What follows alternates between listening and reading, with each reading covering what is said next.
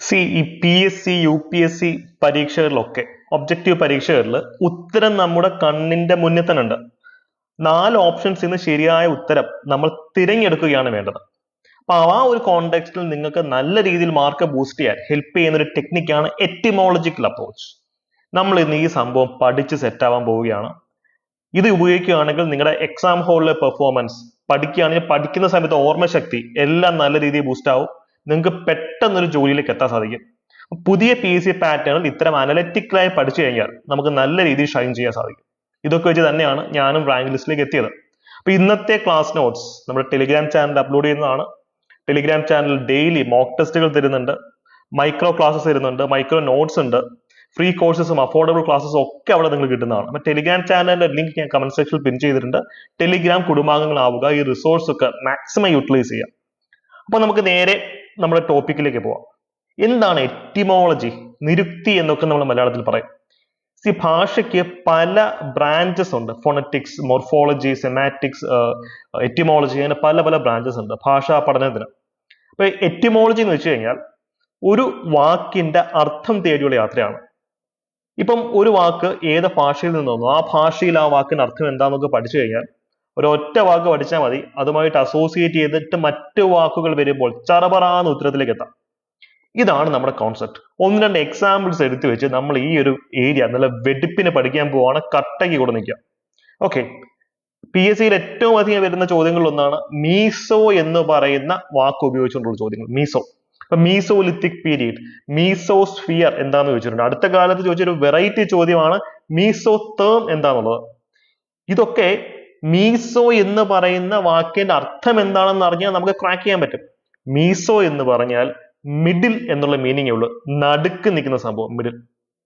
ഇപ്പൊ മീസോസ്ഫിയർ എന്താണ്? അന്തരീക്ഷത്തിൽ പല ലേയേഴ്സ് ഉണ്ട് അല്ലെ, അതിൽ മിഡിൽ അറ്റ്മോസ്ഫിയർ ആണ് മീസോസ്ഫിയർ എന്ന് പറയുന്നത്. അപ്പൊ മീസോലിത്തിക് പീരീഡ് എന്താണ്?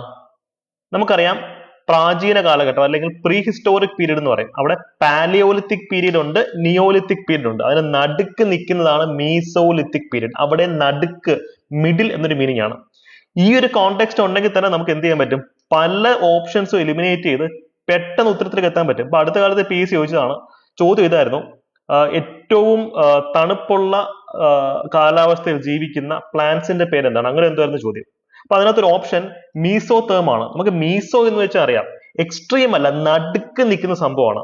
അപ്പൊ മീസോതേം എന്നുള്ള ഓപ്ഷന്റെ മീനിങ് എന്താ? അപ്പം മോഡറേറ്റ് ടെമ്പറേച്ചർ ആവശ്യമുള്ള പ്ലാന്റ്സിനെയും ചില കോണ്ടെക്സ്റ്റിൽ ആനിമൽസിനെയും നമ്മൾ വിളിക്കുന്ന പേരാണ് മീസോതേം എന്നുള്ളത്. മീസോ നടുക്ക്. ഭയങ്കര തണുപ്പും വേണം, ഭയങ്കര ചൂടും വേണം, നടുക്ക് നിൽക്കുക. ഒരു മധ്യമ മാർഗം എന്നൊക്കെ പറയും, ബുദ്ധന്റെ മധ്യമ മാർഗം എന്നൊക്കെ പറയും. 2 എക്സ്ട്രീംസ് അല്ല, നടുക്ക് നിന്ന് പോവുകയാണ്. അപ്പം ഈ ഒരു കോണ്ടെക്സ്റ്റ് അറിയാമെങ്കിൽ നമുക്ക് അറിയാത്തൊരു ചോദ്യം മീസോ വെച്ചിട്ട് വരികയാണെങ്കിൽ നമുക്ക് കണക്ട് ചെയ്ത് ആ ഓപ്ഷൻ എലിമിനേറ്റ് ചെയ്യണമെങ്കിൽ എലിമിനേറ്റ് ചെയ്യാം, ഇൻക്ലൂഡ് ചെയ്യണമെങ്കിൽ ഇൻക്ലൂഡ് ചെയ്യാം. അതുപോലെ തന്നെ മറ്റൊരു ചോദ്യമാണ് മീസോഡേം എന്താണ്? മീസോഡേം, സെല്ലുകൾ, നമ്മുടെ കോശങ്ങളുടെ മിഡിൽ ലെയർ ആണ് മീസോഡേം എന്ന് പറയുന്നത്. Middle layer of the cells. നമുക്കറിയാം ഡെർമിസ് എന്ന് വെച്ച് കഴിഞ്ഞാൽ നമ്മുടെ തൊലിയുമായി അല്ലെങ്കിൽ ചർമ്മവുമായിട്ട് ബന്ധപ്പെട്ടുള്ളതാണ്. അപ്പൊ ഡേം എന്തോ ബയോളജിക്കൽ സംഭവം എന്ന് ഓർക്കാം. അപ്പം ഇത്തരം കോണ്ടെക്സ്റ്റിൽ അനലിറ്റിക്കലായി പഠിക്കുക, കാണാപ്പാടം പഠിക്കുന്ന പരിപാടി നിർത്തുക. മീസോ വെച്ച് നിങ്ങൾക്ക് മറ്റെന്തൊക്കെ വാക്കുകൾ അറിയാം ഒന്ന് കമന്റ് സെക്ഷനിൽ ഒന്ന് കമന്റ് ചെയ്തേ.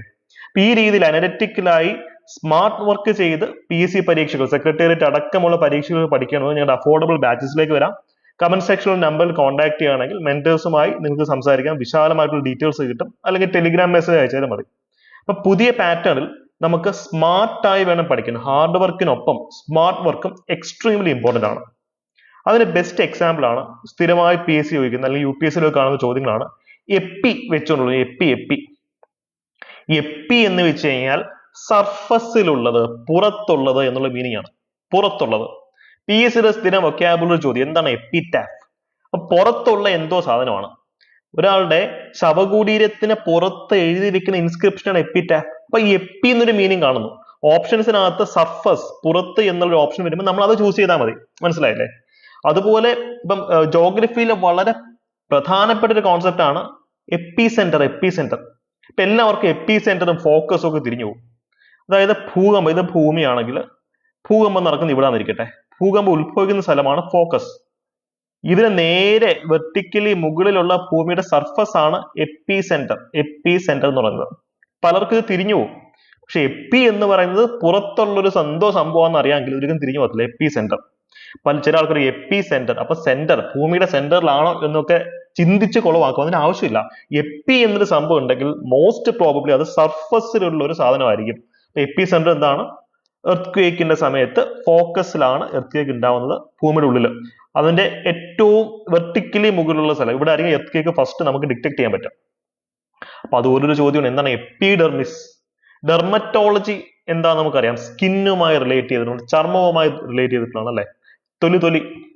അപ്പൊ എപ്പിഡെർമിസ് മീൻസ് ചർമ്മത്തിന്റെ പുറത്തുള്ള എന്തോ സംഭവം എന്നറിയാം.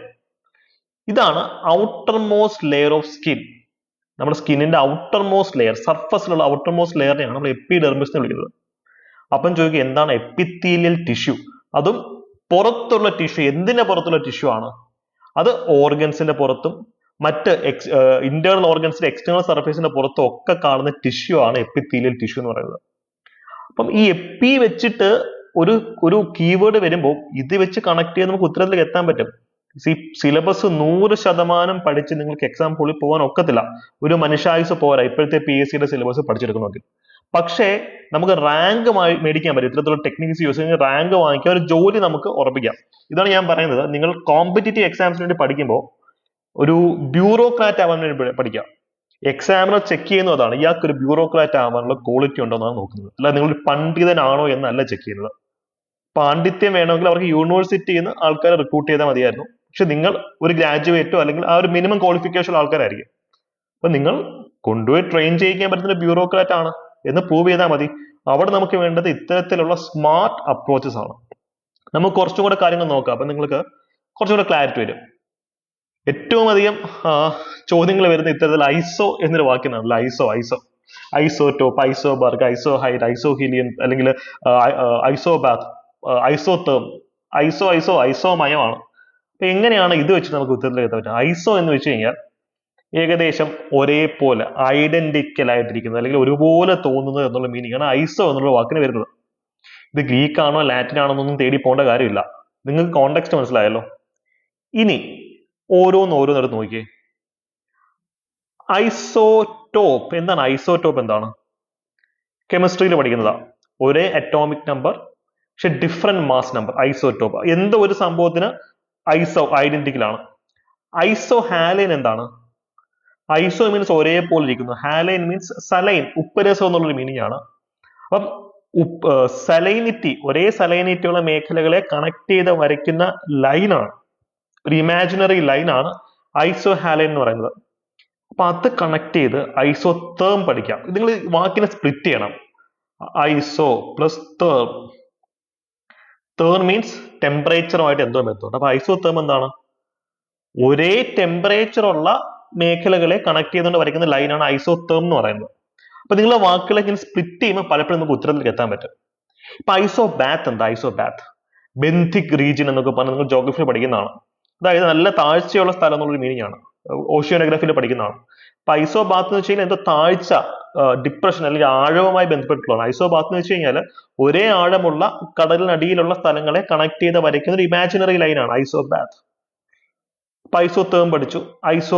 അപ്പൊ ഐസോബാർ എന്താണ്? ഐസോബാർ, ഈ ബാർ എന്ന് പറയുന്ന സംഭവം നിങ്ങൾ നേരത്തെ എവിടെ കേട്ടിട്ടുള്ള? ബാരോമീറ്റർ എന്ന് കേട്ടിട്ടില്ലേ? ബാരോമീറ്ററിൽ നമ്മൾ എന്താണ് ചെക്ക് ചെയ്യുന്നത്? പ്രഷർ. ഐസോബാർ എന്ന് പറയുമ്പോൾ ഒരേ പ്രഷർ ഉള്ള സ്ഥലങ്ങളെ കണക്ട് ചെയ്ത് വരയ്ക്കുന്ന വരെയാണ് ഐസോബാർ എന്ന് പറയുന്നത്. പക്ഷെ ഇതേ ഐസോബാർ നമുക്ക് കെമിസ്ട്രിയിലും വരുന്നുണ്ട്. അതെന്താണ്? ഇത് ജോഗ്രഫിക്കയിലെ ഐസോബാർ ആണ്. ഇതേ ഐസോബാർ കെമിസ്ട്രിയിലും ചോദിക്കും. രണ്ടും ഡിഫറെന്റ് കോൺസെപ്റ്റ് ആണ്. കെമിസ്ട്രിയിൽ ഐസോബാർ എന്ന് പറയുമ്പോൾ ബാർ എന്തോ ഭാരം അല്ലെങ്കിൽ പ്രഷർ ആയിട്ട്. അറ്റ്മോസ്ഫിയറിക് പ്രഷർ എന്ന് പറയുമ്പോൾ അറ്റ്മോസ്ഫിയർ ഭൂമിക്ക് മുകളിൽ ചെലുത്തുന്ന ഭാരത്തിനെ അല്ല നമ്മൾ അറ്റ്മോസ്ഫിയറിക് പ്രഷർ എന്ന് പറയുന്നത്. അപ്പൊ ഐസോബാർ കെമിസ്ട്രിയിൽ എന്തായിരിക്കും? ഒരേ ഭാരം, ഒരേ മാസ് നമ്പരും ഡിഫറെന്റ് അറ്റോമിക് നമ്പരും ഉള്ള മൂലകങ്ങളാണ് ഐസോബാർ എന്നുകൊണ്ട് ഉദ്ദേശിക്കുക. അപ്പൊ നിങ്ങൾ ഇങ്ങനെ കണക്ട് ചെയ്ത് പഠിക്കുക. ജോഗ്രഫിയിൽ നിന്ന് കെമിസ്ട്രിയിലോട്ട് പോകണം, കെമിസ്ട്രിയിൽ നിന്ന് ഫിസിക്സിലേക്ക് പോകണം. അപ്പം ഞങ്ങളുടെ ക്ലാസ്സസ് ആ രീതിയിലാണ്. ഇൻഡിവിജ്വൽ ഫാക്കൽറ്റീസ് അവരുടെ സബ്ജക്ട്സ് പഠിപ്പിക്കും, അതിനോടൊപ്പം തന്നെ ഞാൻ ഇത്തരം കണക്ഷൻസ് നേടിക്കൊടുക്കും. അപ്പം ഒരുപക്ഷെ ഹിസ്റ്ററിയിലെ ഒരു ചോദ്യത്തിന് ആൻസർ ഇരിക്കുന്ന എക്കണോമിക്സിലായിരിക്കും. അതിന്റെ പെസ്റ്റൽ അപ്രോച്ച് നമ്മൾ political, economical, social, legal, technological dimensions കൂടി വേണം PSCക്ക് പഠിക്കാൻ. ഒരു ഒറ്റ വിഷയമായി ഇരുന്ന് പഠിക്കുന്ന കാലഘട്ടം കഴിഞ്ഞു. ഓക്കെ, നിങ്ങൾ ഹിസ്റ്ററി 1 മണിക്കൂർ ഇരുന്ന് പഠിച്ച് പിന്നെ അടുത്തത് സയൻസ് പഠിക്കാൻ വിചാരിക്കുന്നതിനേക്കാൾ നല്ലത് ഇത് മിക്സ് ചെയ്ത് പഠിക്കണം. അപ്പോൾ നമ്മുടെ ഓർമ്മയിൽ അതങ്ങ് പലപ്പോഴും ചിലപ്പം കോൺസ്റ്റിറ്റ്യൂഷനകത്തെ ഒരു ചോദ്യത്തിന് ഉത്തരം ഇരിക്കുന്നത് ചിലപ്പോൾ എവിടെ ആയിരിക്കും, നമ്മുടെ ഹിസ്റ്ററിക്കകത്തായിരിക്കും ഇരിക്കുക. അപ്പൊ നിങ്ങൾ ലിങ്ക് ചെയ്ത് പഠനം മുന്നോട്ട് കൊണ്ടുപോകുക. അപ്പം നമുക്ക് മറ്റൊരു ചോദ്യം നോക്കാം. ഐസോനെഫ് എന്താണ്? ഐസോനെഫ് അതായത് ഒരേ ക്ലൗഡ് കവർ, അതായത് ഈ പറഞ്ഞ പോലെ imaginary line map charts connects all points having same, sorry ഇത് കുറച്ച് തെറ്റിപ്പോയി, ഈ നോട്ട് മിസ്റ്റേക്ക് ആണ്, നിങ്ങൾ നോക്കുക. ക്ലൗഡ് കവർ അല്ലെങ്കിൽ മേഘത്തിന്റെ ഒരു പ്രസൻസ് ഉള്ള, ഒരേ രീതിയിൽ മേഘത്തിന്റെ പ്രസൻസ് ഉള്ള സ്ഥലങ്ങളെ കണക്ട് ചെയ്ത് വരയ്ക്കുന്ന ലൈൻ ആണത്. അപ്പം മേഘത്തിനെ പറ്റിയുള്ള പഠനം എന്തായിരിക്കും അതിനെപ്പറ്റി പറയാ? അപ്പം അത് കമന്റ് സെക്ഷനിൽ പറയാം. ഇത് നമുക്ക് അത് കിട്ടും.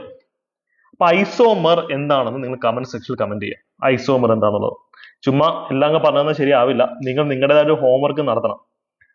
കമന്റ് സെക്ഷനിൽ കമന്റ് ചെയ്യുക. അപ്പൊ ഈ ഒരു അപ്രോച്ച് നിങ്ങൾക്ക് ഇഷ്ടപ്പെട്ടോ?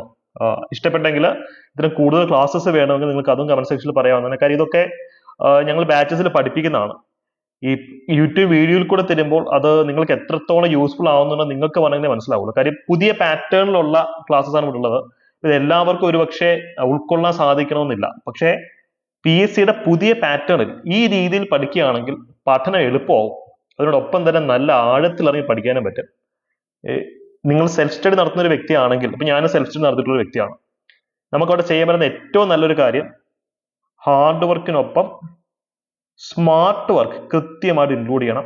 ഇതിന് നിങ്ങൾക്ക് വേണ്ടുന്ന മാക്സിമം കണ്ടന്റ് നമ്മുടെ ടെലിഗ്രാമിലും യൂട്യൂബിലും ഫ്രീ ആയിട്ട് അവൈലബിൾ ആണ്. കട്ടക്ക് ഇരുന്ന് പഠിക്കുക. സെക്രട്ടേറിയറ്റ് അസിസ്റ്റന്റ് അല്ല, അതിനപ്പുറത്തെ പരീക്ഷ നമുക്ക് ക്രാക്ക് ചെയ്യാൻ പറ്റും. അപ്പോൾ നിങ്ങളുടെ അഭിപ്രായങ്ങൾ കമന്റ് സെക്ഷനിൽ പറയാം കേട്ടോ. All the best.